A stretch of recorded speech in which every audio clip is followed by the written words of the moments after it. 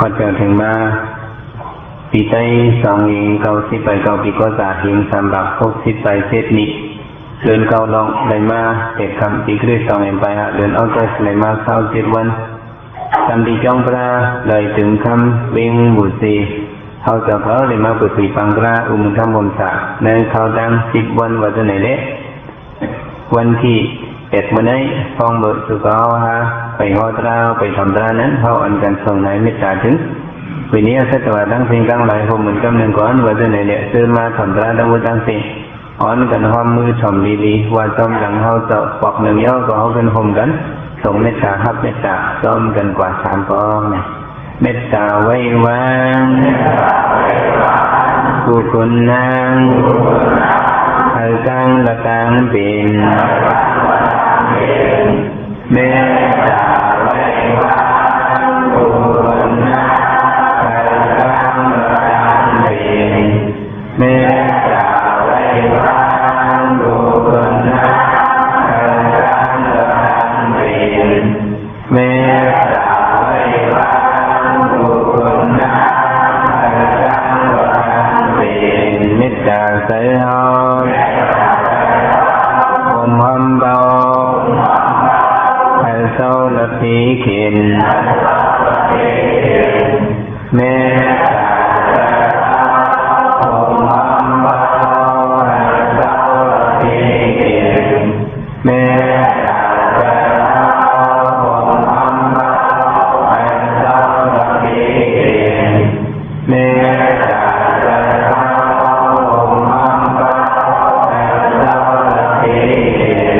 สวาดังเสืออัลมุนเสือตันเดสึนกัดเย็นสวาดังเสืออัลมุนเสือตันเดสึนกัดเย็นสวาดังเสืออัลมุนเสือตันเดสึนกัดเย็นสวาดังเสือ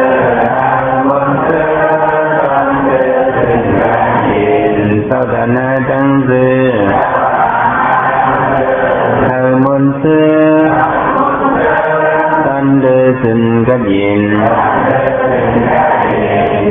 สาวดานาดังเสือเธอมนเสือตันเดสึนกัดเย็นสาวดานาดังเสือเธอมนเสือตันเดสึนกัดเย็นส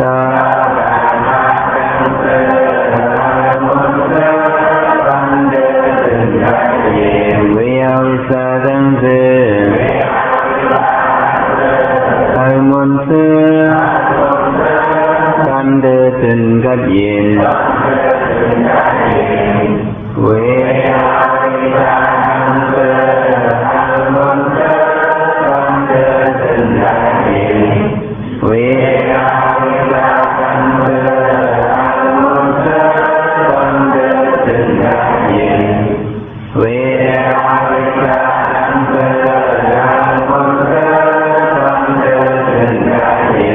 เป็นส่งยินมาเมตตาตราเอาหับกันยินเป็นส่งยินมาเมตตาตราเอาหับกันยินเป็นส่งยินมาเมตตาตราเอาหับกันยินเป็นส่งยินมา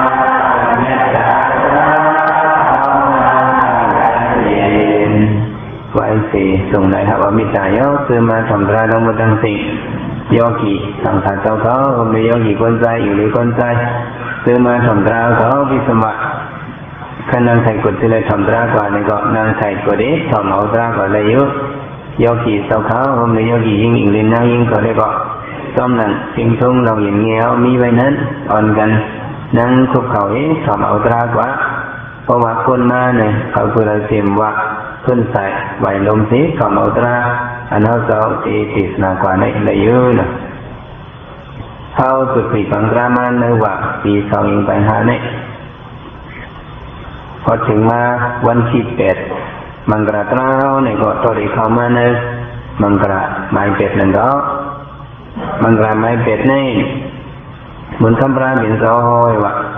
สิกินซาดองเลยนี้ตั้งหมอนั่นเลยสังอีจันมังกรมุจนำอันนี้เข้าเป็นมังกรยกคนที่เยอะถ้าปิญญาตั้งหมอเนี่ยมังกรไม้เป็ดนี่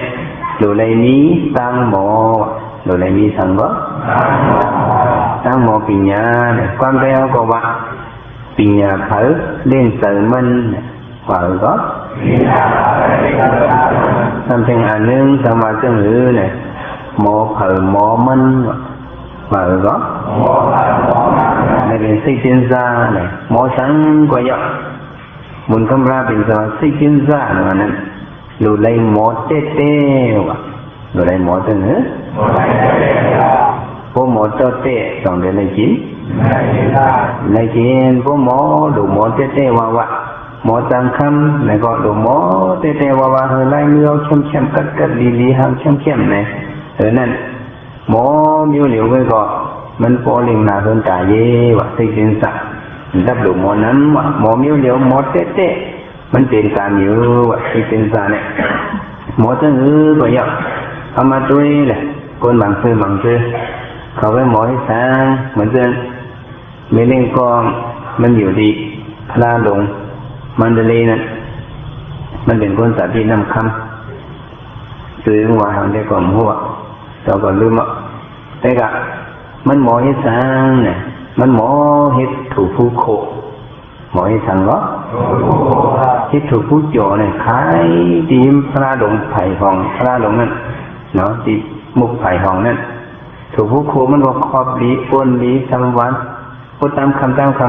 มาก้นจีมันนำหนักเดี๋ยวมันก็หมอเต้เฮ็ดเลี้ยงนาเฮินตาเย็นลูกนางมีน้ำมันเลี้ยงกว่าในสมุปโภคเฮินตะกุดลองทำสีจันน่ะในหมอเต้พวกหมอเต้เด้ต้องได้ไหนบางทีเขาหมอสิเป็นซ่าเลยหมอมองพักชมเพชรมองก็เข้มดีกินก็กินให้ก็สมมติกินเนี่ยเคยกินแข่งหรือดิกไหนในคนห้องว่าหมอเต้ขายก็ขายดีเพราะเลี้ยงนาเพิ่นจ่ายเยอะพวกหมอเต้ในต้องเป็นการเพราะถ้าหมอเต้มามองพักชมเพชรหมดแล้วก็มีอื่นลงไว้ในพอดีมาใครกินซื้อกับปอกให้คนหลับคิ้วหัดมากินแข่งอ่ะโอเลยชุ่มเนี่ยมองมาดันถึงก่อนในเนาะเนี่ยเพราะฉะนั้นพวกหมอเนี่ยตัวเลยหมอเต้เขาด้วยก้นบางซื้อเขาขึ้นมาตั้งเมืองเขาหมอสร้างเนี่ยเขาก็หมอขายร่วมไว้ว่ะหมอขายฮะขายร่วมเนี่ยเคยหรือขายเนี่ยเขาตึงป้องปีเหตุขายเคยหรือขายตึงป้องปีตั้งเขาได้ห้องว่าหมักป้องร่วมเนี่ยเพราะเอาร่วมตึงแต่มันป้องมาตั้งทุ่งเมาในคำว่าหมักหังก็คนขายป้องปีเนี่ยเป็นคนขายร่วมมันน่ะเขาก็หมอเต้ๆอ่ะนี่ถึงหมอเนี่ยมาสัตว์ร่วมใส่เนื้อป้องปีให้ก็เฮ็ดหางอีนกอ่อนเฮ็ดหางอีเป็ดอ่อนเฮ็ดหางก้นเฮ็ดกูเมียวเฮ็ดให้หมอสิงก็หมออ่ะต้องหมอพวกเขาหมอเนี่ยปีเนี่ยเขาเล่นเสริมมันเขาทำหมอขายหมอเลือดตีมันน่ะต้องหมอเพื่อนอันนั้นมีลูกอ่อนนั่นคอมก็ขายต้องแต่เพื่อนอันนี้นำลูกอ่อนนำให้กำเรียกว่าก็พูดให้กำมีบอกอดเอ็ดลูกอ่อนเพราะว่าในยินเสียงน้อยเนี่ยตั้งเรียนลูกอ่อนในพุ่มไรลูกอ่อนในต้องให้มาให้เพราะให้ในเสียงเขานั่นต้องหลังซีดีดังเสียงเขามันดังไหมขันนี้นะซื้ออะไรล่ะไหนว่ามันก็ซื้อปะเนี่ยแต่ว่าปีนี้เขาเล่นใส่มันไหนกำพงก็หมอขายร่วมด้วยว่ะอันหมอขายร่วมหรือเทปนในเป็นเจ้าสู้คำว่ะเจ้าขายร่วมมาตั้งปีเลยเนี่ยไปเรื่อยๆวันเลยเนี่ยขายกูวันอ่ะขายหลายๆมันจะมาขายเอาเงินในเจ้าดูร่วมเนี่ยเนาะดูจันลาเนี่ยบางทีเนี่ยหมอขายร่วมอันเจ้าเนี่ยมันแห้งขายเนี่ยมันเคยเหลือปวดเอาหัวขายกูวัน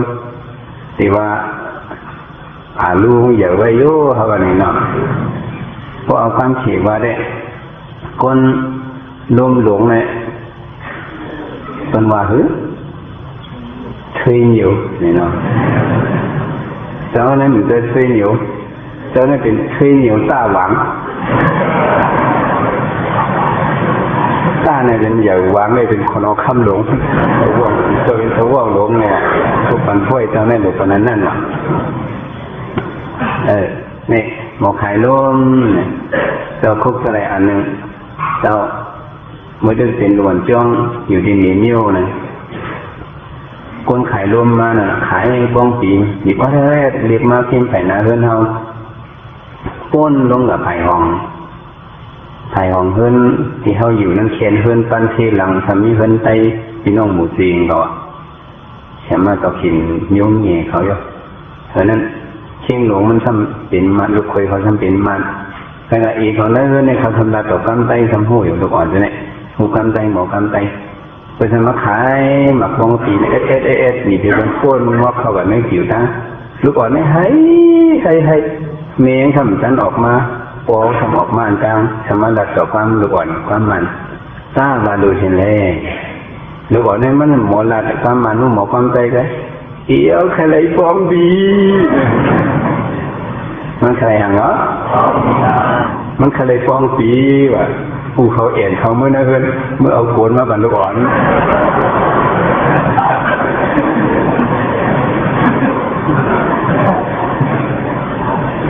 มายิบด้วยหงคนลุงทำย่ำเราอ่ะแล้วว่านั้นให้อยู่ที่ๆอ่ะเผื่อเมงมาทางเอี้ยวให้ยังใครทางเอี้ยวใครป้องบีเนี่ยมีเขาสั่งห้องตบมือห้องเฮ้ยเราเลยก็คนขายป้องบีสั่งมาอีกเขาสั่งเย็นกันเนี่ยนะสั่งว่าจริงอย่าเพ้อเล่งแต่มันเนี่ยอันเขาหมอเนี่ยเขาดูได้หมอเจ๊ว่าเขาเป็นก้นมาหนึ่งก้อนก็ปีนี้อันกับไก่ก้นนั่นเขาดูได้หมออันฉันถูกกึ่งนำปุ่นดาหาเล่งช่องเขานั้นดูได้หมอเจ๊การเป็นสัตว์วัฏตั้งสิ่งในมีปีนี้เพ้อปีนี้มันเขามาด้วยเหมือนเรื่องนั้นมงขดหมอเนมโนนหน่อยด้วยเนี่ยจุดจีก่อนด้วยเนี่ยว่าเขาจะการกับยมเขากัดต่อยก้องลังเขาเนี่ยเขากึศแต่เซ็ตเอาสั่งตัวตายไปด้วยต้องเดินแต่มงขดมอเนี่ยเขาก็มันกัดต่อยเขาเนี่ยเขาก็ง้อคดคุยไว้ให้มันตุ้มนึงอยู่ไปเรื่องนั้นก็ว่าอ๋อมันตายเอาอยู่บนสั่งตัวไหนอ่ะนั่นเป็นปิญญาเขาอยู่แต่เหตุกรรมมาบุบเบิลหูเนี่ยเขาเป็นขวาแบบลอยๆส่วนแบบแต่มันเป็นได้เป็นปิญญาเขามาโดยไก่ในก็เขาก็มีปิญญาเขาห้างเขาตรงนี้เขามีปิญญาเขามาโดยไก่เนี่ยมันลงมากินตั้งกินตั้งเยี่ยมเนี่ยก็มันมาสอนลูกมันมาสอนเองมันนี่มันเลยเป็นเรื่องกินอะไรในซักกุ๊กต้มไปตายหรือถ่ายที่ในหน้าเนี่ยมันสอนลูกมันถ่ายไก่ยันนำไก่เล็กก่อนที่นั่นก็เจ็บไปมาซ่าแค่ไข่ดินห้างไว้เขาในเมฆเขาสอนเขาปิญญามันเมฆเขาสอนลูกตั้งกินเขาเนี่ยมันตัวมีเนื้อลิ้นไว้เนื้อลิ้นในก่อนมีตั้งกินเขาหน้าเมงเอาตีนย้ายลิ้นคัดเนี่ยไก่อ่อนที่นั่นสองเยี่ยมย้ายจนคัดแต่มันมอตีนทำแขนทำเล็กเอ็นเข็ดเนี่ยเลยกินหาเยี่ยมนั่นเองถ้ามาหุ้มว่าแนวว่าจะมาเชียวลูกมันไหนอันเป็นเมงในห้องก็ในเขียนเอาไม้เอาไหนไก่ก่อนด้วยในก็หู้กันเนี่ยเกิดท่อเตอปีกเมมันแค่ไปเขาในตัวสองเดือนแต่นี่เป็นปิญญาเขามาด้วยเหนียวอ่อนในก็เหมือนเนี่ยตั้งเบื้องในห้องว่าเหนียวเนี่ยห้องว่าเหนียวเจอเขาทั้งเป็นห้องเหนียวเนี่ยจะเหนียวเป็นเสียงห้องมันนะคำว่าเสียงห้องเขาว่าเหนียวก่อนเนาะอย่างสูงเนี่ยเป็นเหนียวอ่ะเสียงห้องเป็นเหนียวอ่ะก็เต้นก็เลยทำมาตีเหนียวเนี่ยเขาเนี่ยนะเหนียวเอ็นอ่อนเนี่ยเมงก็มาสอนเธอมันก็มันกันยกในหนูมามันกินก็เดี๋ยวมันเอาใจก็เดี๋ยวเฮ็ดให้หนูโอเนี่ยมาบรรลุมันเห็นเรียนต้องว่าสังก่อนการบรรลุมันถ้ามันหนูไปก็ค่อยๆเมงเนี่ย เนี่ยล้ำกว่าให้กันยกโหมันก็เหนียวแมงสอนมันลุงไอ้เมื่อกูหนูไปเข้าเท่าไรไม่ใช่เงือนั่นไรตัวแอนเข้าให้เจ๊เกอร์มันสอนลูกมันนั่งให้ลุงตีหมอย้ายหมอก็เอาหางมันยอกลูกมันเรียนไหนมันตีหางไหนสอนการตัวในหมอว่ะจังหวะปีญาเพื่อปีญามันทัดอหิตริสันก็เขาก็ต้องมีปีญาเขาจะมาดูหันเลยสารกะอันนึงดอกคำปราเป็นเจ้าเขาเป็นตึงคำเป็นอังก็ตึงคำมาถึงคำมาเมื่อไหร่เนาะพอพูดวันที่สองแล้วพ่อก็เป็นตึงคำเมื่อในวันที่แปดก็เป็นสังแกงตึงคำเจียวฮอตลาก็จองสังเราตึงคำทำเลยตึงคำอันห้องเป็นตัวสู้คำเลยนะเมื่อในคำตะการคำออกหมดแล้วเนาะใช่ไหมดอกคำปราเป็นก็เป็นตึงคำเองอยู่ในเถื่อนป่าที่มาบนดาวไว้แต่มีน้องสาวน้องยิงมันตัวหนึ่งทำเกิดลูกมาลูกอ่อนมันทำเข้มแนวทางนี้ที่นี่เล็ดน่ะเมย์ทำไมแต่ว่าอ๋อจำว่าลูกเขาเนี่ยทั้งที่ว่ามันหมอปีญาตึงเขาอันถึงนี้หมอนั้นตึงโปหรืออะไรหมอนั้นก็ทำหมอสอนถ้าว่าเป็นตัวเมย์ได้ก็ได้หมอสอนอยู่ในปริยตึงโปในก็หมอหรือห้องมันก็ชูอุลุงมันก็ยาวห้องลูกมันกว่าจูดินหนอกคำปราเป็นตอนเป็นตึงคำนั้นเอากระอาบมันหนอกคำปราเป็นต่อพี่ไอในเด่นหลานเลยเอาแต่มันก็เน็ตเลี้ยงนะปีก็ปีห่างก็ห่างนี้ก็ไปเรื่องไหนกูมันกระทบที่เขนปริยตึงเฮามีตั้งหื้อไหนก็เป็นพี่ไอเฮาเช่นตัวชอนบันสิกัมหนอกคำปราเป็นกระบาดีน้องยิงมันตั้งแต่หลานลูกมาแล้วไว้ที่เก่าหมอกทำเดินแน่ดอกคำปราเป็นก็ฮับเอาไว้อันเป็นหลานมันอันเป็นตึงปอนตัวนั้นดอกคำปราเป็นก็สอนก่อนมันดีงามห้องกัดกินเยอะห้องก่อนดีกัดตัวตั้งตัวดีเรื่องสอนบันติงอย่าตึงหัวเนี่ยสอนกันช้ำเดินกว่ามันก็หมอดีงามปลาใส่ปลาคอติ๊กตี้ว่าไว้เห็นเอานิ่งเดียวดอกคำปราเป็นเราใจเฮ็ดถึงก็มันเฮ็ดมดตึงก่อนตัวนี้ก็วางไงแต่ก็ไม่ปีนี้มันได้ก็เต็มทนมาเอาดอกคำปราเป็นก็ว่าก็ไม่เมื่อก่อนไหนอย่างนั้นอันก็หมอนั่นก็สอนกันมาหมดปีเดียวคุยกันมิวแล้วเสียมว่ากว่าที่เราเสียมว่าอยู่ที่เราเสียมว่าตัวในนี้สติตัวในนี้ยังเฮ็ดทั้งเลยเรามีสติกุมโยสติในเป็นตัวหลวงมันก็ไปในพระเป็นเจ้าพระก็กำเดินสุดในขอเรียกว่าอุปาเนี่ยอัปปมาทินาสัมปะทิฏฐะเนี่ยบอกว่าอย่าไปลืมให้มีสติให้มีอย่างเนาะเอาแต่เฮ็ดทั้งก็เรามีสติบนรู้ว่าอิ่มก็มันไหลต้องได้ไหลแล้วมาโยกเหี่ยวเขาเรื่องเวียวิชาเขาเฮ็ดเนาะช่วยพักหมูช่วยพักหมี่สติดูก่อนเลยซกในช่วยป้าหูมีมือกว่าหลวงป้าป้าดูที่หนึ่งสองเดือนไหลได้ขี่มอเตอร์ไซค์สติโชคอีหนึ่งกับประหลาดในก็สองเดือนไหลในสติในตึ้งแบบมีกุฏิก้นหอก้าเหมือนเนี่ยโอ้ยสติดูกว่าในสองเดือนไหลได้ดูกว่าอีกก็มันต่างในญาติเนาะมีเรื่องย้อนเขาดีน้ำสังเนี่ยก้นหอกลางทำอวมปู้หอกากว่าย่ำบ่หอเพิ่งทำหลุดถวมปู้มันจะไม่ดื้อเลยทำไหวหน้ามันเลยถวมออกตั้งนอกหมันกาทำยาดีตั้งงอกว่ะคือมันตุ้ยในกาในอ่างเหลาโตหอยกว่ามันเลยคือนิ้วเข้าเสียใจมากเท่ากับจำเถอะผังฮึกไหมก็เป็นไม่เลี้ยงว่าในมาผักในโอ้ปุ่มใหญ่ๆเราออกมาเลยโอ้โหในสมมติสอนปุ่มมันกับเสียงในกอบชั้นกอบสติหลุดเลยเขาอีกทางหลุดสติในหลวงนี้กูดีเขาเป็นย่อขีในก็เช่นหลวงนี้สติกูขิงกูเข้าเนาะแต่ว่าสติปัฏฐานตนะหลวงเลยซึกกับตัวไว้เนาะคำพระเป็นเราบอกว่าดิหลานมันมันดีกว่าเลยก็ย่อเด็กขึ้นลอยแถวเด็กลงลอยแถวเด็กกินตั้งยังแถวสติในหลวงนี้กูดีอย่าไปชอบ มันก็ท้อมสุกเอากว่าไม่กว่าเหล็กจอมใจก็มันหากินหายำมาหลายปีหลายเดือนก็มีเพเขียนสั่งถึงหนังพวกนั้นสติมันหลุดอีสั่งมันหลุดมันอยู่มาสติเสียบอกไม่เดินไปหันกว่าไปเจริญตลาดพวกกว่าเจริญตลาดก็มันจะแต่ถุงเหี้ยวมูซื้อหางเหี้ยวก็แบบพูดปันปีมันแบบอ๋อกองยาเหี้ยวเราคำพาเป็นต่อก็ว่ากำสติแล้วกำถมความอุลุงก็เลยมันเป็นอะไรวะเนี่ยอุลุงอะไรอยู่ในตุ๊กเต๋อหนังคือไต้ก็เอาเสียงวิเทศเขียนนั่นห้องละอยู่ละมันก็ห้องอยู่เสียงวิเสียงเขียวไต้ก็ซื้อมาตัวก็แอนไปหมด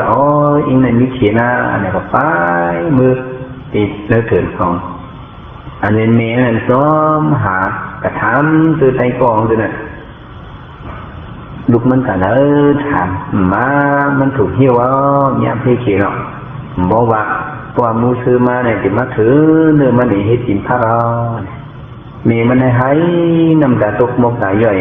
ฝ่ามือจูดินดอกคำราเป็นเสาฝ่ามือจูดอกคำราเป็นเสามีมือไว้ถือถึงว่าเมื่อสอนให้หลานมือกัดเขียนมัวดอถึงสั่งกัดถูกเหี้ยวลายดอกคำราเป็นจะมาสอนได้ก็สอนเยอะไปกะมันตีสติหลุดอีสังหลุดสติหลุดในก็หลุดยิ่งหนึ่งก็ตั้งเอาเพราะว่าเขาแหลกลายก่อนตั้งลายมันเกิดเขาก่อนนะว่าสติหลุดเนี่ยเพราะฉะนั้นเรามีสติกูเห็นกูเข้า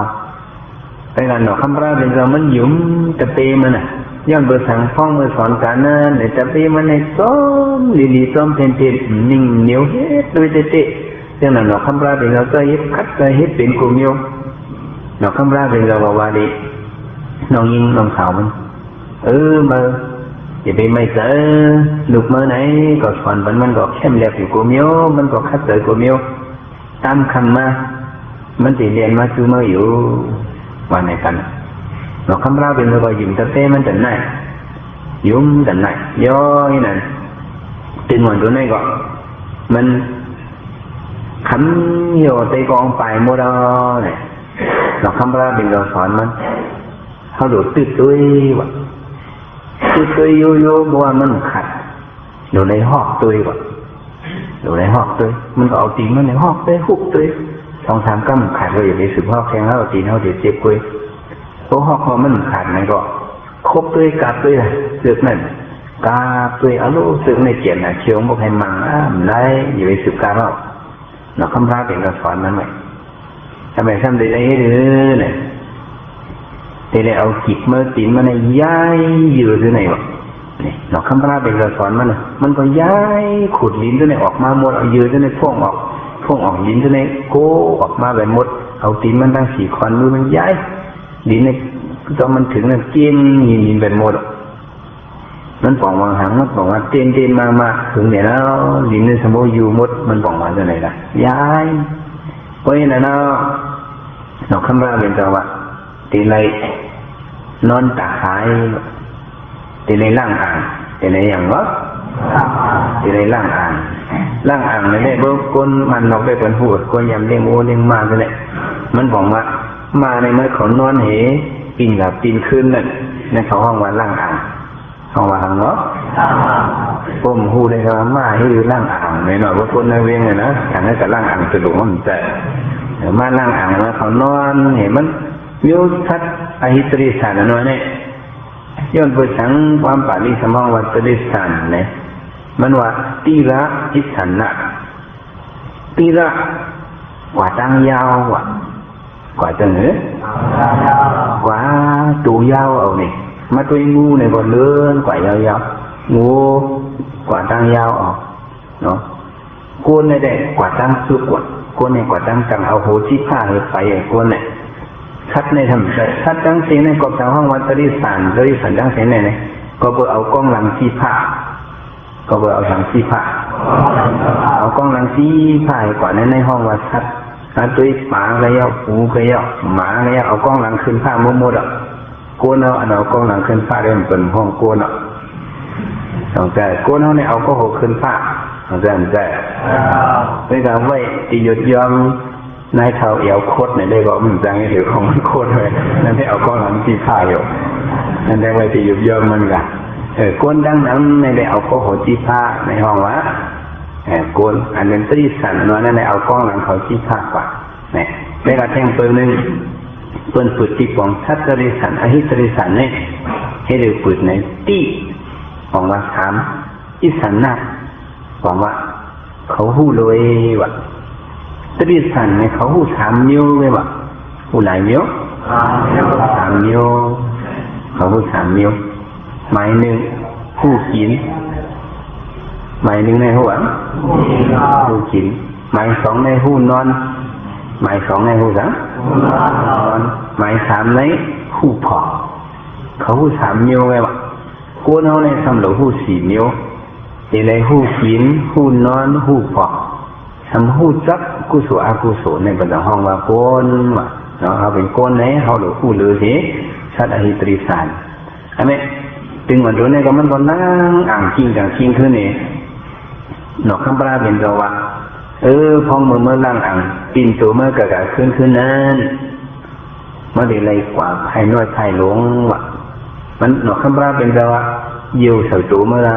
ว่ะพวกมันปีนแต่หายไปพวกมันเยี่ยวไหนเยี่ยวมันลุกตัวมันหมดส่งนกแต่พวกมันทำภายลงเลยว่าตกเสือในลีนี้มันทำนอนกินอย่างกินขึ้นภายหลงภายน้อยอยู่ในโกเห็นลูกตัวมันไปหมดเห็นเม้นทั้งตัวทั้งคิ้วเราได้เม้นพอเห็นอันเดียวเนี่ยหนอกข้างล่างเป็นดอกสอนมันติดเลยนอนไว้นอนเห็นเหยียดด้วยขามันเนี่ยก็เหยียดไว้เคียงเหยียดไว้ซื่อเหยียดเป็ดต้มเหยียดเป็นหนึ่งตายก็ติดเลยเป็ดเฮ็ดเหมือนเรื่องตัวตายไว้ตอนมันก้นดันแล้วก็ยืนตีอะไรยืนเลยนะมันก็ท้องความหนอกคำปลาเป็นตัวยืนทำไมปุ่มเมื่อไหนไว้ให้มันพับแคบไว้นั่นไรหรือในหุดร่วมเข้าน้ำให้มันตึงไว้ให้มันปีไว้ปุ่มก็ให้เปลี่ยนไว้ปีเกอไว้ฉันสอนมันช่วยเจอหนอกคำปลาสอนมันในเต็มมือเจ้านั่นช่วยเจอไหนปุ่มเนี่ยอย่าไปให้มันปีเวียบอย่าไปให้เปลี่ยนจนนั้นวะเนาะช่วยเจออย่าไปให้มันปีเวียบวะคนเขาเนี่ยเป็นไรโย่ต้องเลยเป็นไรแต่ยอเสียเขามังคือนั่งตลาดเขามาสั่งตลาดดีต่อเขายำเขาลายหมายต้องปีเวียบเนี่ยมียอขี่กองมันนั่งเจ้าเนี่ยเสียเขานั่งกันตลาดเนี่ยหมอหมายล้มเขาล้มออกข้าเจ้าเป็นทางหมอหมายสั่งเอ๋เขาหมอต้องปีเวียกุ้ยไปหางปีเวียก็ต้องไรกุ้ยโดยเธอนี่อย่าไปให้เธอผัดตัวกุ้ยไรอยู่นะถึงหลังวันอีกว่าเป็นมาต่างกันเจ้าเอ๋เขาต้องปีเวียในกลางไหนก็ต้องได้ดีอยู่ข้าเจ้าว่ากลางวันก็ต้องได้ดีอยู่ข้านะเจ้าว่ากลางคำเด้มโป้ไรข้าเฮียงทำได้กลางคำเนี่ยมันมีอันเวียบแล้วมันมีอันปีว่ะเพราะมันไม่กินข้าวคำเนาะแต่หนอคำว่าเป็นจังหวะปูเมาไหนอย่าไปให้มันปีเวียบอย่าไปให้มันเป็นว่ะเนาะเขาว่าจะไหนมาหลบถอยแต่มาเพี้ยนในสอนไว้ไล่มันอันนี้เป็นตั้งหมอตึงต่างมีพานขับผมมันได้ถึงไว้ทำไมคอมันก็ได้เลื่อนไว้ซื่อๆตาเมื่อขอนั้นมีไผ่เนื้อเนี่ยมันได้เลือกไว้เผลอๆอย่าไปให้อันดำมันออกเลือกให้เอาอันเผลอมันออกไว้นี่มันต้องเป็นเหมือนตัวตายเนี่ยไม่เลือกจะเผลอๆเพราะมันไข่มึนตามันเนี่ยมึนตัวอันนี้ในยืนนั่นแล้วตาอันนี้ไผ่เตยในมึนเนี่ยล้อมตัวมูซื้อมาที่แล้วไผ่เตยในเห็นล้อมตัวในเกยยืนเลยว่ะทำไมผมมาถุยเตยไหนบอกซื้อสุกว่าคู่หลังเรามีหลายหู2 หูทำไมมันนอนไว้มันเป็นอะไรหูไผ่เตยหูไผ่เนื้อหนอกคำพลาเป็นเราซ้อนปั่นสเปมันตัวมาถุยเตยเนี่ยหูไผ่เนื้อเลยอย่าไปถุยว่ะแต่ว่าตัวเนื้อตลาดอะไรมันหูมาแบบนี้นะผมตัวเนื้อตลาดชัดอหิตริสันเขาเนี่ยก็หมอเรื่องไหนลงในเนี่ยมัน หูปอกมาว่าถวยย้อนโดยสังเพราะว่าถวยหูไผ่เนื้อในป้าเนี่ยคุณดังชัดเนี่ยมันกี่หุบไว้เลยเพราะเป็นเรื่องนั้นมันเหมือนตัวตายถวยอันไผ่เตอในด้วยแบบย่อกันไหมปุ่มเมื่อนั้นตูเมื่อจะในบางบอกบางเลยมาเมียงมวนติมาตอนติโคมบางบอกบางเลยมาเหลือกทางว่าทางได้ติมาตีติเสียบคุยกันอย่าไปสั่นอย่าไปนึงว่ะอยู่ไว้นิ่มให้เหมือนตัวตายว่ะให้เหมือนตัวสังให้เหมือนตัวตายอย่างว่าโยกเหี้ยเขาคัดใจยึดการกล้าในก็เขาดูเลยเยอะถึงตัวไหนเข้าไปสายเต้ในก็จะได้พึกเหมือนจึงเข้าไว้ตัวตายตัวเขาเนี่ยจะได้เยอะถึงไหนมันก็พัดหนึ่งผมมันจะในเนียงว่าทางว่าที่โค้มันก็ยืดเอาแล้วบ่ก็ยืดไหนก็ไม่ก็มันกลัวหรอกอาจารย์สมาปณิติสักข้าวมันไปถึงไหนอย่าไปพมดึงให้อยู่ป่วยเป็นหือเป็นใครตายให้อ่ะเราใครเป็นหือเป็นยืดก็ยืดอะไรก็มันเต็มนอนเตะพมยืดอะไรในก็ถึงง่ายจิ๋มเด็กต้องจำใจมันก็ตื้นขับตื่นยืดไปทำไมเราคำราเป็นปัญชติมันแข่งอันหนึ่งหูเมื่อก็อย่าเป็นหนึ่งว่ะอีทางอย่าเป็นหนึ่งหูก็อย่าเป็นหนึ่งยุทธัดอันว่าเนี่ยตั้งปนามในหูเขาในหนึ่งเสียสิต้องจำใจหูเขามันยาวเห็นมันหนึ่งตรงไว้เสียสิพอเมียงมาต่อมีในหูเขานั้นวีไว้ว่าต้องวีจะวนว่าอ๋อกระตาโกนเอาในหูหมอหนึ่งละเนี่ยที่ยังจะทำมาเรื่องนั้นเนี่ยถ้าว่าโกนเอาหูหมอหนึ่งเนี่ยพวกมันนั่งตะลาในเจ้าถึงพัดเปิดตะลาเป็นนั้นที่ว่าโยกิเขานั่งตะลาในพวกทำหูทำหมอหนึ่งเนี่ยพวกเมียงพัดตอบเนี่ยเห็นไหมก้องเฮ็ดก็ก้องได้อะไรโยกิทองทำปากให้นะเดี๋ยวไหนขึ้นอ่ะแล้วพวกเป็นคนนั้นเลยจำเปิดตะลาอะไรจะว่าไหนเดี๋ยวต้องชกเลยแกกัดกาหูกวนหมอหนึ่งได้ดำหมอหนึ่งเสร็จแล้วก็น้องบอกมังนั้นมาโยกิเขานั่งไหนตะลาเนี่ยมันตามเขากลุ่มอยู่เมื่อหนังหมดมันหนังเลี้ยงมาไตมาลมเลี้ยงสองเป็นมันจะไตมาจำไปเข้าหัวทำกูมันเข้าหัวเนี่ยที่ไหนเนี่ยมาตัวเขามีสังทางเคยเป็นหมดสองใจมันเป็นทางมันเป็นตะลาตามตัวน่ะสองมันเจอที่หูมันสองมันจะทับหูมันเนี่ยโค้งนี่มาไตตามเจอมันทำเนี่ยปัดเป็นแต่ก็เพราะฉะนั้นจะว่าอัตกาโยกเขียวกับหมอนหนึ่งหูเชิงโบของละเนี่ยมันก็มัดนึงอยู่ไอ้เจ็ดนิ่มไปให้นั้นหึงกว่าแต่หึงก็ปล่อยมันหึงละมัดนึงเรื่องเราคำราเป็นเราสอนใครตายใครรีบอยู่ไว้ด้วยนะก็ท้องความเสียงสอนเราก็อยู่ตรงหนึ่งใช่ไหมมูซื้อกับเจ้าลงมาแบบเตะของมูซื้อในก็มันก็อายุเยอะมันก็หางเหี้ยวมันก็หางลงกับกูดีมันนำน่ะมันต้องอ่ะส่วนมาหันถึงวันตัวนี้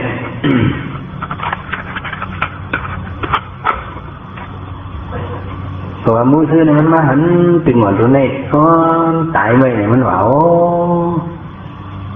ปลาในไผ่เนี่ยก็มันลืมซุยหึงหนาวลงในถึงตัวนี้ตายอ๋อเมียงวนก็ต่อมาดีกว่าหิมนั่นก็เมียนลงแบบไว้มูซื้อวันพวกอึดคนหลังเมียนพวกบินกับลงในปุ่มกับพวกเกาเนี่ยวะปุ่มพวกเกาพวกป้องมูซื้อกับตบด้วยกับปั๊บด้วยปุ๊บถึงวันตัวนี้2ฮัดหนึ่งมูซื้อมาปุ๊บปุ่มก็1ฮัดหนึ่งอยู่ไอ้เด็ดเย็นตึงเหมือนไว้แข็งตัวมันเนี่ยมูซื้อเล็บปั่นด้วยมันก็นึงสิไว้เช่นไว้สติใหญ่ๆมูซื้อเสียวมันไว้สติใหญ่ๆนึงนิดมูซื้อก็มาตัวเมียงมนสะบงมาต่อมลูกเขินๆแล้วในมันตายหึงกว่าตัวก็มาถึงจังในก็หึงแล้วแหละพวกเป็นไหนผมสมบูรณ์เก่าก็เป็นไหนได้คงเนอมันจะในเด่นในใส่ในกี่เนาะคงเนอจะใส่ในเดี๋ยวมือผมทั่วก็โหลดแถบผมมันเนี่ยยาเอาใส่มันจะในพูดแต่เฮ้หรือถือเอาเนื้อมันเห็นมือก็เอามูซื้อแตบๆแต่ไหนมันก็ ของมันเด็กไข้ถึงโดนไหนมันก็มาเก็บเสือกมันขาดแล้วเอาทามันแจ๊บมาลีเที่ยวมันอันคำไว้ดีจริงนั่นเองมาลีดีเช้าไว้ปลึกไหนถึงไหนก็นึงอยู่ไว้ตรงไหนทำไมมูเชือมักปวดเสือกมันไหนถึงในสองลูกกำเหลียวโลมันเพราะเหมือนย่อขี่เขาถึงโดนไหนย่อขี่เขาได้มาแล้วบางทีว่าเจ้ามาเข่าหิงนะเจ้าเข่าสามกำน่ะว่าเข่าหิงกริ้งในเข่าอินย่อขี่บางทีเขาอยากมือความมือกำเดียวเลยเขาแทงกำกริ้งในสมุขคุบไว้อ่ะเขาแทงกำกริ้งในสมุขขึ้นลูกยาวนะใน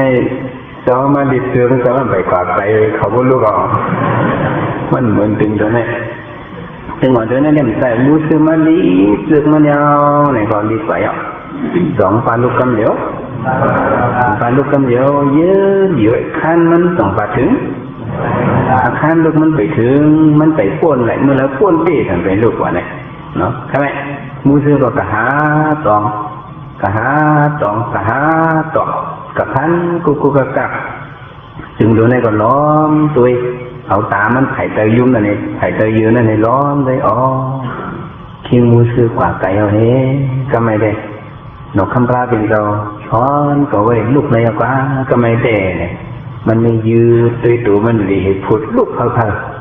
ผุดลูกให้จุ๊บให้ไหวตัวมูซื้อว่าโอ้จึงมันให้มันไปตายลงไหนเนี่ยมันก็เล่นปื้อในเข้าเสือว่าแบบเนาะมูซื้อเขียวกับไก่เอาจากลูกเล่นอะไรนะเมื่อไรจะสู้คำเขียวกับไก่เขาอย่างไร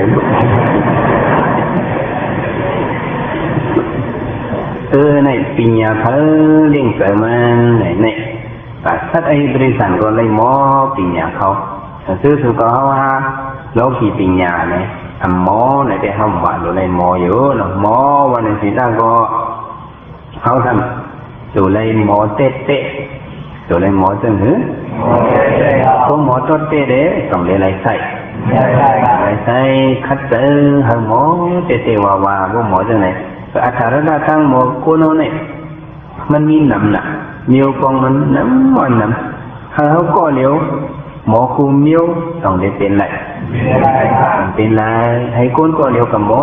เป็ดกูล้อกูอย่างกูอ่างกูตีนั่นมันเป็นไรตัวในหมอมิ้วเดียวกันทีนั้นสารก็อันนึงนกคำปลาเป็นเราเป็นเสียลงที่สามปมข่าเนาะเป็นเสียลงที่สามปมข่านกคำปลาเป็นเราซ้อนบรรจปีมันอาคาทั้ง37 ปึงมีไอก้นใจอ่อนกองมันก็หมอกับมดเห็นมันขึ้นมือที่เมืองมันอ่ะมือที่เมืองมันเห็นว่าเฮ้กินกันมันทำหมอคูมิ้วมันทำวัดคูมิ้วเห็ดกุไลเปิดมาอาบมันเห็ดตามคำก็ปัดเปิดมาแต่มันเห็ดนาก็เห็ดเปิดมาแต่มันเห็ดทั้งก็มันเห็ดคูมิ้วหมอคูมิ้วนั่นน่ะอันนี้ก็หมอแม่ก็ได้เห็ดเลยอันไหนก็มันไม่เย่าพวกเย่าในสังพกส่งเปิดมาซื้อมันอ่ะอาการตอนนั้นนะอันนั้นก็หลุดอันนี้ก็หลุดได้เนี่ยแล้วก็มันเย่าคนมาอัพมันเป็น14-18 นิ้วเท่านั้นเนี่ยมันก็เย่าอะไรที่อันก็มันกล้าก็อะไรเฮ็ดทั้งก็คอยหมัดมีวันนี้ดีกว่ามันว่าก็เกิดสอนหมอไม่เอาปีนี้ตั้งหมอก็ได้เสียลงสอนวันก็ได้ถ้ามันไปเจอแล้วก็ได้ขึ้นมือว่าขึ้นมือดูดิเนาะคำราเป็นเจ้าเป็นที่สัพพมกขาลงเสียลงสอนบรรทาอัฏฐภาษา11 ปึงในขาของหมอโมดอกเพื่อทำมือเฮ็ดกินนั่นไรกินเราคำราเป็นเราทำเมื่อกับมือดูเฮ็ดกินการสั่งขายเฮ็ดกูมิ้วตั้ง17 นิ้วอ๋อวันนั้นก็ได้สอนบรรมาแทงมิ้วเราคำราเป็นเราปัดแคบเลยปัดแคบมันก็ปัดแคบจอกแคบมันเองดีงั้นขึ้นในต้นใหม่สอนขึ้นต้นใหม่สอนเนี่ยขึ้นต้นไม้บ่เรียนบ่ใหญ่ขึ้นกว่ากิ่งไม้ถ้ามี18 กิ่งไม้มีหลายกิ่งขึ้นกันนะกิ่งไม้17 กิ่งนั่นน่ะคือกำมันหนอคำราเป็นจะไอแห้งลงหลายๆขึ้นต้นมันหาวก็โกนหาวก็ขึ้นกำพองอยู่เติม ก้นแห้งมันอยู่ในอยู่ตั้งค้อนนะฉันต้นไม้เนี่ยตอนกลางคืนเลือกกับแถวเนื้อต้นไม้ก็ฉันค้อนไอ้ตะเบเสียเนี่ยมันกูดตกอ่ะพอมันกูดตกเนี่ยมันก็กะยิบกอดไว้ไม่เล็มนี่กอดไว้มันขึ้นหัดทายกอดไว้เล็มเหลียวไว้นอกคำพระเป็นอยู่ที่ใต้ไอ้ตะเบก็ไม่มีเป็น18ขาในมี18กิ่งในเฮียงเมื่อก็กดกิ่งเร็วไม่ลาเนี่ยว่ะอ๋อเสียหลงพวกข้ากลุ่มกับเป็นค้อนสันๆในพวกข้ากับเว้นกดทั้ง18กิ่งเนี่ยข้าหลบปีนตกตายเลยเนี่ยว่ะสองแต้มแต่เราคำรามเป็นเมื่อไหร่มาลงมาไหนแต่ว่าตั้งโมก็ทอนเป็นน้อยกว่า17 นิ้วสิได้บ่มันเหมือนเรื่องเมื่อกดกิ่งไม่กิ่งเดียวนั่นเนาะอันนั้นสั่งสุกตีวันสูงเมืองสูงมาเฮ็ดอันนั้นด้วยเลยเฮ็ดอันเดียวก็แต่เลยหลายอันก็เฮ็ดน้ำเนี่ยมันได้โดยเลยปีกันดีๆอันเดียวก็แต่ว่าคาถารักษา17เปิ้งไหนเนาะเขาหลุดปีกันมัน1 นิ้วดีๆงามๆไหนใส่กินซะโดยเลยมีตั้งหมอนั่นก็ตั้งหมอตั้งเสียงไหนมุนคำพาเป็นเราทางดีว่าเป็นพระรายเอาไหนเอาหยันต่อยมัดแบบกัดด้วยตั้งหมอตั้งเสียงไหนโลกีปัญญาตั้งหมอโลกีไหนมันย่อมตูเลยสิบอกตอนนี้ย่อเลยตัดในฝันในเขากัดแขนให้เป็นตอกตาลงพีHDลงก็ย่อเป็นอิสังลงคู่โมยาลงก็เป็นคู่โมลงก็ย่อโคตรตายก็ไอ้มันป้าว่าจัดติมาขึ้นในตีก้าข้างหน้าต้องแต้มแต่มันกึดสังตัวเต้กึดโน่นมันหงายมันเอียเถทั้งเว้ยมันขึ้นหมออะไรขึ้นกับเห็นเอาจับในเดินแถวบนตายกว่าจัดติมามันปีแล้วสองแต่กัดสันนึกกัดของดันนึกของอ่องดันนึกอ่องก็ตายมาในรอเมื่อก่อนเราว่าร่วมกันหมดปีนี้เรากี่ไหนหมอตึ้งหื้อไปย่อเป็นอันเราละกันว่ามันป่วนเลยที่เกิดเท่าเป็นตายสองป่วนไหนไหวถือกล่องป่วนไหนถึงนี้มุนคำพระเป็นจอบเป็นพระมาย่อไหนป้องใส่มาอันป่วนไหนที่เกิดเท่าเป็นตายนี่แหละเป็นการวิปัสสนาตราในการหูจักเสษาสีเปิงมากังเกตเปิงให้เป็นการออกมนต์ป่วนหลอดไหนคุณคำพระเป็นจอมหันถึงในจังหวะซ้อนปัญจเปตปานนั้นในมันเป็นปิญญาตั้งหมอกกำเลื่อนสุดาวเนี่ยอันจ้าสีปิญญาในก็มันมีสังในเขามาเกิดฮกทุบเนี่ยศาสนาพระเป็นจอเขาในเขาต้องเดี๋ยวอะไรมั่งเนี่ยเขามีบุญมันปันนังพวกอิสระกระปุญญาตาเขาก็มันเข้มเดียบอ่ะเขาก็อะไรมั่งเนี่ยให้ออกแต่ออกค่อยมาเหตุการณ์นั้นในเขาหลบคัดเจอเนาะอย่างเงี้ยเหี้ยวเขาตีปองเจอในกอดเขาก็คัดเจอลาดกันกูไล่กูอย่างกูเมียวอย่างนี้สมมติเด็กปองจะง่ายเนี่ยเราก็คัดเลี้ยงในปัญญาสีเขาเจ้าไว้นั่งเฮแล้วก็ปิญญาตั้งที่ช้อนปันเปิลให้เจียวหมอในต่างนิ้วเนี่ยเจียวหมออยู่เจ้าเขาหมออินเทอร์เน็ตเนี่ยก็เห็นเอาในกำด้วยมันหมอเนาะสตามันเป็นเรื่องก็เห็นเอาสอนเอาไอ้ก็มันเจียวหมอไงไว้ใครหมอความฉีดก็เห็นน้องเจียวหมอไว้ใครหมอความอินก็เลยก็เห็นน้องเจียวหมอไว้เขาหมอไม่ขึ้นสอนมันเปิลในก็เปลี่ยนหนูไว้เนาะเหมือนเรื่องการปัญญาเดียวคนเห็นสอนเหมือนกันมันเป็นกับกลุ่มอยู่ตาเนี่ยคนสอนกลุ่มอยู่ตาแล้วเขาก็สอนก็เห็นจอมเปิดก็เห็นทำเดินเราเตะหมอปวดมาขึ้นมาฝึกให้ทั้งคอยหมอมาหู้มาป่องมาอันเป็นสอนบันทำเดินนั่นเราห้องหมอเราขึ้นสอนบันได้ก็เจ้าเราสอนบันทำนาดีเลยย่อมุดเอาดียำกำเอาดีเตียนได้ก็เราขึ้นโปลีเห็ดป้าไปเห็ดสมมาปันเราขึ้นกันนี้แค่กลุ่มไปละก็ในโปลีเนี่ยต้องอัดแขนในเสียเนี่ยมันไปมันเห็ดไว้เนี่ยสดพิเศษนะหมังเมียวเนี่ยมันต้องวนในมาจังไหนมันยำสอนกระแลมหู้เจ้ามาเป็นเจ้าสอนวันนั้นทำนาดีไปเลยกับวันไหนเนาะอันนั้นสอนว่าทำเดือนนั้นขึ้นมาหู้เป็นสอนทำนาดีได้หมดหรอกใช่ไหมเนื้อการสอนบันเบินอันอยากเสเบินถ้าพวกป่องจะง่ายนั่นเนี่ยเป็นอีสานเนี่ยสอนให้ย่อกี่เขาหู้เป็นรู้ในอยากเสเบินสอนให้หู้อีสานอยากเสเบินเป็นรู้ในอยากเสเบินในลาเต้ลาดุโซบุกให้สีชาวมันหูกกำพองได้ตึงไปป่องวะ ไถนาได้อาบน้ำปองแล้วเราก็มาทำด้วยในมันเขาถึงร้อนมอนมันเป็นรูในเป็นนั่นแล้วไหนจังนานไม่เด็ดเป็นรูนั่นขนาดบ่มันจิตมาถึงมาก็มาขึ้นหายก็มันก็รูแบบขนาดไหนมันไกลนะเพียงว่าเรื่องไหนเราเป็นรูอันนั้นนะว่าเราพยายามทำด้วยปอต่อเมาลงนะปอเนี่ยปอก็สอนตลาบันเปินมาปียาวเข้า30 ปีเหลือเนาะพอหนังหือยกกี่นึงก็ตีเตี้ยวป่องเป็นรูนั้นพอให้ดูสอนปันมันว่าเขาก็ให้จากกรรมฐานมาใน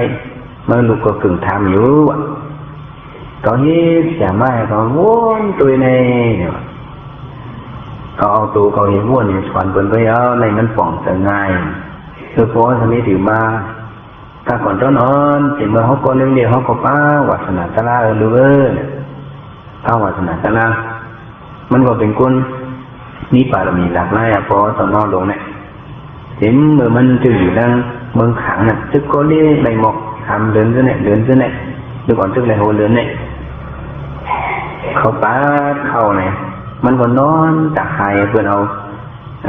คงเขาจะในเอาโจรเขาในมาโตกันในผมอันนั้นอย่าไปให้แหลกถอนไว้มันก็นอนแต่ให้เห็นตัวหนึ่งกลางหาวหันกลางหาวปองเจียวไว้อันตัวกลางหาวปองเจียวนี่พวกเอาเนื้อดิบเนื้อไล่วันมันเต็มอากาศฟ้ากระไซว่ะอย่างกระไซเนาะตัวกลางหาวอันเป่าอันเจียวเนี่ยตัวเนี่ยมันก็ตัวอันนั้นเนี่ยแต่มันในนิ่มมาในเสือมันถามว่าตัวมันในซึ่งเป็นลูกอ่อนนี่มันยุบขึ้นมามันก็ตกใจมันก็ห้องไห้เมย์มันก็อยากมาตัวมันก็เนี่ยสวนเฮ็ดนาเนี่ยเอาแต่มาตัวลูกอ่อนก็ให้ยังผีมาหลอกมันโย่มาจากไหนมันว่าได้เจอว่าเขาตัวอันนั้นอำนาจตัวเขาได้หวงขึ้นว่าเขาตกใจเขาให้ถึงหนังป้องนึงมันในไรอายุมอก10 ขวบที่ไหนมันซีมีมันหนาวเอาหูมันต้อมขับกล้องหนังเมย์มันให้ถอมเสียงเมย์มันอุบเปิ้นออมแหล่ได้อุบเปิ้นเข้ากัดพวกเมย์รัดกำไหนมาย้อนใส่หูมันเนี่ยคือดึงในรัดเลยก็มาย้อนใส่หูมันก็ตัวมาโอ้ย้อนเอาสันเอา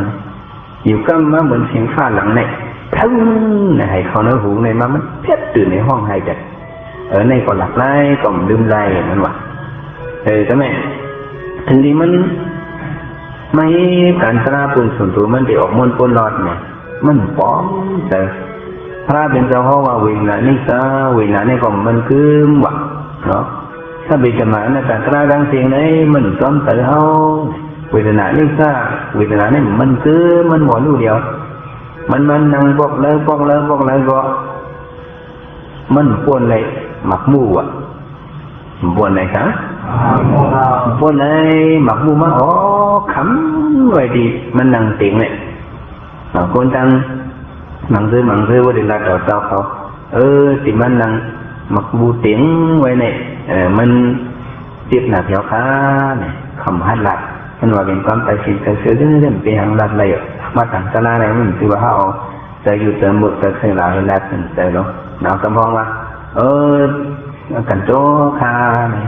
เป็นทีมกวนเขาในเจี๊ยบห่อเนี่ยว่าจังนั้นกันโจ้อย่างนั้นในกับพี่น้องตั้ง2 จีนั่นแหละขโมยรัดความห่างคืนออมจีบตั้มผักในมันจีบหนักคาเนี่ยขโมยรัดความหนาความใจความห่างคืนเขาก็มีก็แต่ในเรื่องที่ทั้งเขาแฉตะบี้กันในรัดกันซีโยมเป็นทั้งที่เห็นมันนั่งเตียงที่กวนมันเนี่ยตอนย้อนกวนมัน2 สายนี่เป็นหมักมูไว้เฮ็ดซื้อก็มันแปลกว่ามันว่ามันได้เป็นเฮ้เนี่ยนั่งเฮ้มันทำลมยุบไปเลยมันนี่มองขู่ละมันนี่อย่างเนาะเฮ็ดมองขู่เฮ้ลมฉิวร่วมมันเฮ้ไหนมันปวดเห็บบ่มันเลยถึงมาวนพระเป็นเจ้าวันที่เป็นพระนั้นเนี่ยตามคำไหว้เสียอ่องเป็นมนัสคนทรงคนบ้านเน่าเนี่ยมันคำรามเป็นตอนนั่งไถ่กดไว้ว่าก็เป็นพระอันยักษ์พลังอันกำลังไขกดไว้ในเนี่ยโตถึงตามนาเมืองตีเลียงพระเป็นตัวใหญ่ในตารางกว่าเนี่ยส่วนระยะด้วยนะมันก็ต้องมันนั่งด้วยเป็นอันลุกอันยุกอันไข่อันหนึ่งก็หมักเกาะหมักมู่เล่นไปลุ่มไปแจกไปยายนี่ก็เลยมังด้วยมันก็ไว้แต่เดียวมังด้วย อันยามันทำมาอยู่ในเสือในคอมันเลยแต่เขาในเขานั่งก็น่าเนี่ยมันมีสองเส้นเนี่ยมีสองนิ้วสองเส้นแต่ใครก้านนิ้วหนึ่งเนาะแต่ใครต่อชูนิ้วหนึ่งมันเป็นสองอันเลยก็แต่ขันทีแต่ขียานเนี่ยสองอันนี้ตึกกันดิ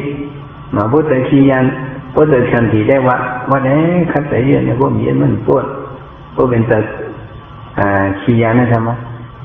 มันนั่งเชื่อคุณนะแต่ขียานนั้นชนเอาลายนิ้วหนึ่งชนลายนิ้วหนึ่งชนเมื่อปีนี้มันเลยก็ปีดีมากบ้านฉันก็ได้อยู่นะมันหมอกอ่ะนี่หมอผมเนี่ยในปอคนนั้นนั่งอันขึ้นเอาลงเลยยืนอันนี้อันสมาถ้าไม่อย่างเนี่ยซ้ำคับไทยน้อยไทยลงแบบพวกก็ได้ลูกกว่าเนี่ยอธิษฐานก็ได้ลูกมาลูกก็ไทยลงเนี่ยมันเย็นเลยอันนั้นเย็นเลยในไทยน้อยเนี่ยเย็นเลยยืนเอาหัวเอาพวกเจ็บนะเย็นเลยพวกก็ได้ลูกกว่าอธิษฐานก็ทำเป็นลูกกำลูกเอามันกำลูกยืนทำเย็นเลยเย็นเลยมันใส่ออกก็เป็นมันออกไปเลยนั่งจีอยู่มันเจ็บหูล็อกแล้วนั่งอยู่หึงตันทำคล้ายๆน้อยแข็งมันตันภายน้อยเอาสองปอกอ่ะนั่งต่อภายน้อยจะพอขึ้นแข็งหมดอ่ะเนี่ยนั่งกว่าเจ็บมันนั่งก็ต้องขึ้นมาให้มันก็ชุดปักชุดเบิ่งมันไหวมันก็แตกแย้วช้านก็ต้องเมาตูเมาคิงเป็นรูปตั้งตัวมาเนี่ยมันเหมือนเรื่องในลงในเวทนาพุทธเป็นรูปพุทธแต่พุทธกิเลสหักเนี่ยมันแตกไหมนะเพราะเวทนาในพุทธเป็นรูปในพอพุทธวะเนี่ยแต่ว่าเวทนาเนี่ยเป็นรูปในมรรคอนกันไว้ทีเดียวเดี๋ยวเลยยักมันต่อมันสมมติว่าเวทนาพุทธเป็นรูปพุทธแต่พุทธกิเลสหักเนี่ยมันเจ็บแบบแต่กิเลสสาวในฟ้องก็มันก็ฟ้องพูดไปไหนได้อย่างนี้การตลาดเนาะนี่เอาหนึ่งมองครึ่งมองหนึ่งมองจะในได้มันล้านปีไหนอยู่ในเย็นที่ว่าวายเอากับวัฒนธรรมตั้งยันมันเหนือตลาดเรามันต้องไว้นั่ง2 นาฬิไปนาฬิ2 นาฬิก้นมือเรียก้นกับเรียบดา2 นาฬินะ2 นาฬิว่าก็มานั่งปลองก็มานั่งใจก็มานั่งพี่น้องวันนอกก็มานั่งข้างกำลังจ้างเราสั่งมันมีพี่น้องว่าก็ข้างสลาลมเขาไปเจ็บที่มันเนี่ยเขาเป็นว่าเลยเขาเจ็บโย่ไปซุ่มเจ็บกาว่าจะไหนพอวันเจอใจก็เจ็บว่าก็เจ็บปลองก็เจ็บมันก็เจ็บปูมูก็เจ็บปูชกก็เจ็บขนมคำก็เจ็บอะไรคนก็เจ็บเหมือนว่าเขาอยู่เนาะว่าจะไหนหรือได้เยื่อนพวกใครพูดไหนเยื่อนมันว่าได้เยื่อนใจแต่นี่ก็เยื่อนเนี่ยมันสอนแต่เองมันบอกสอนนั้นมันว่าทางเยื่อนทางอย่างเนาะเยื่อนอะไรก็เยื่อนมันจะเยื่อนแต่เองทำนั้นนั่งใน2 หลังนี้นะสนากินเตือนหนาลูเขาคำเยื่อนเลยค่ะก้มเยื่อนเลยทีนี้ถึงขนาดเสียมาถามมันเขาได้สอนสุขอเหลียวไว้ว่าต้อมแด่อันเตอร์ว่าแต่ย้อนเขียวก็อันเตอร์ว่าต้อมเยื่อนเลยก็เยื่อนทำเยื่อนเลยก็เยื่อนต้องได้สอนว่าหรือเปล่า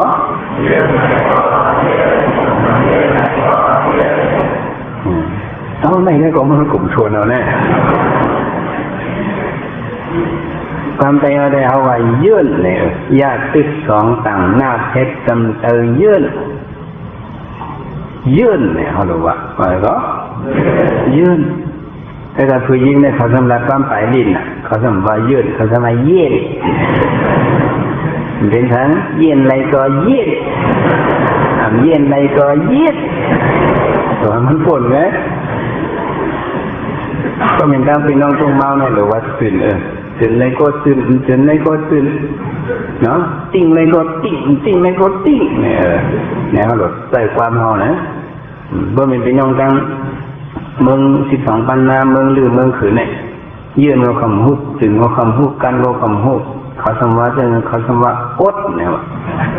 เจ้าก็สอนเขาอดเลยก็อดเลยก็อดอย่าไปฝันอดหลันเลยฮะ ถ้าหลุดต้องความจองเมาหลงอ่ะแต่ปีนสมาอู้เสียในวัดความสื่อเลิกเทิกคอเดียวก็ยืนเลยก็ยืนยืนเลยก็ยืนเขาขายยืนหนูขายืนเลยก็ยืนยืนเลยก็ยืนหนูเวกาเนี่ยมังฟอกในตึ้งว่ายืนเลยเตะสองยืนเลยยาวเหนียวเขาเพราะว่าเขายืนเลยเตะเตะเลยดูขนาดเสียอันนั้นเลยพอเขาว่าอันนั้นเลยกำช้อนชูที่ยังเสียกำช้อนเขาชูหม้ออยู่เนี่ยเดี๋ยวขี่เขามือเตะตรงหม้อจะสุดคำก่อนรัดสอนเอาในเด็กเขาหมอมาตั้งสันสลานะไล่ยืนในเด็กเขาหมอมาเนี่ยเนาะอันนั้นหลวงหมอเนี่ยยืนเลยก็ยืนเลยก็ยืนโดดตลาต้องมาหลวงในใส่เนาะแต่ว่าหลังยกอีกเขาที่หูหันเป็นรูในเนี่ยไล่พอเช้าแต่มันจะยืนวิ่งหนักเมื่อเราวิ่งหนักปุ๊บกว่ามือมันขามาเป็นมาสุขเวนาอันชันเป็นมาเนี่ยช่วยเป็นรูจอมอันนั้นแต่ในเด่นไล่พอต้องมาหลวงในมันเอาไล่เลยก่อนจะเป็นมันกว่าถ้าไม่เจ้าก็หนังยกอีกคนที่เที่ยวป่องตลาเนี่ยก็เลี้ยงมาคุมโยมันเริ่มมีสกุลการตอนนี้เขาจะช่วยที่ขีมอมเขาเนี่ยเนาะเอาแต่ไว้ที่ขีมอมเขาเหมือนก็เรียกไงมันลูกเขาเนี่ยมันไปเต็มก็โหเนี่ยมันถึงเป็นออกลองไปมันต้มเย็บเครื่องเย็บไว้ผู้แม่เขาทาโหเนี่ยก็ไว้ก็ต้องแค่ถุนเอาไว้นั่นนะเนี่ยมันปนเนี่ยเนื้อย่อไปอันนี้เอาแต่มาตั้มใส่ดีในนี้หมกเม็ดติงการนั้นเอาแต่จะไปด้วยดิ่งเงาคนว่ามันหนึ่งย่อแยกมาติดด้วยเป็นลูกกันในจิตสกุลอิงดาเขาได้เขาสอนเรื่องในด้านคำพาทั้งอันเขาธรรมะเขาสิมทับกับย่อมือในเขาขัดเจ้าอะไรนั่งงอมนั่งกองยอไว้คนนั่งงอมนั่งกองยองในผาตีนเขาในซานมาเจ้าก็กองแต่อันนั้นนั่งกองยองในผาตีนซานมาเนี่ยด้วยเป็นรูในไหลลงในเนี่ยเจ้าก็ปองใจต้องเอาย่อกี่เขาพูดถึงนางตลาเขายำคำปริญญานั่งพอนั่งงอมนั่งกองยองเนี่ยอาทิตย์เขาต้องทันพวกมันทันเนี่ยเขามันขึ้นยังไม่นั่งเนี่ยก็เอาแต่แบบด้วยที่ผาทินเขาทันดินพรในในมันบอกว่าหยันหันเป็นลูกหยันหันจังเหรอดูเร็วๆเป็นเพอลูกเพอมันคือเนี่ยหนึ่งเม็ดมันเป็นมาไม่เกินปลายเข็มนั่นแหละทีนี้หลายเม็ดสองเราอ่านแหละอายุมันสองยาวสุขแคบตาอ่อนกว่ามิตรหันลูกกว่าเนี่ยขันตาเขาเนี่ยมันนี่หนึ่งมันขึ้นลงเนี่ยเราก็หันลายเนี่ยเมื่อกี้อ่อนเตอเรียสุดคงมาดีตอนเตอเรียหมูเตะเนาะเตอองตินนะมันต่อสุดคงมาเตอที่เนตนาตอนไล่มาแล้วให้ไล่มานั่งหัวเมย์นั่งกองยองพอขาดตินทานมาก็ด้วยเป็นลูกกันนั่นชื่อป่องเพอมันก็ว่าเนี่ยเนาะมุกมาใครดีกันนี้ตอนนั้นเป็นอเมริกันเขาเนี่ย